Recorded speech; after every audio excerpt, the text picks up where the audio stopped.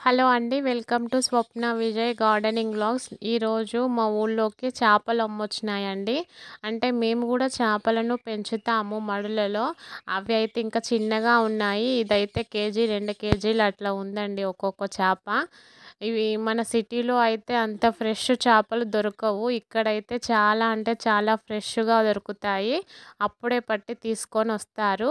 వీటి కాస్ట్ వచ్చేసి కూడా సిటీలో ఉన్నంత ఏం ఉండదండి. ఇక్కడ కొంచెం తక్కువగానే ఉంటుంది. 1 కేజీ కాస్ట్ వచ్చేసి 150 రూపీస్ అండి. మేము 2 కేజీస్‌ది తీసుకున్నాము. దానికి 300 రూపీస్ అయింది. ఈ చేప పేరు వచ్చేసి రవ్వు అంటండి. ఇంకా బొమ్మలు, తర్వాత కొర్రమట్టలు ఇవి కూడా ఉన్నాయంట. ఇందులో ముల్లులు తక్కువ ఉంటాయని ఇది తీసుకున్నారు పిల్లోళ్ళు కూడా తినాలని. నెక్స్ట్ చేప చనిపోయినాక కూడా అది ఫ్రెషా కాదా అనేది వాళ్ళు చెప్తున్నారండి. ఒకసారి వినండి. గిమ్తో పొద్దునచ్చే చేపలు ఖరాబ్ అవుతాయి అక్క. ఎక్కడుంటే మంచిగా ఉన్నట్టు గీరు ఉండాలి. ఎర్రగా ఉండాలా?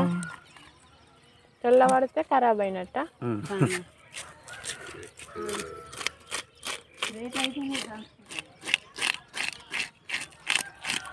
ఎక్కడ చెర్ర తెచ్చిన కన్పూర్ గన్పూర్ నుండి వస్తున్నాను. మీరు ఎక్కడ? చల్పూర్ సంపూర్.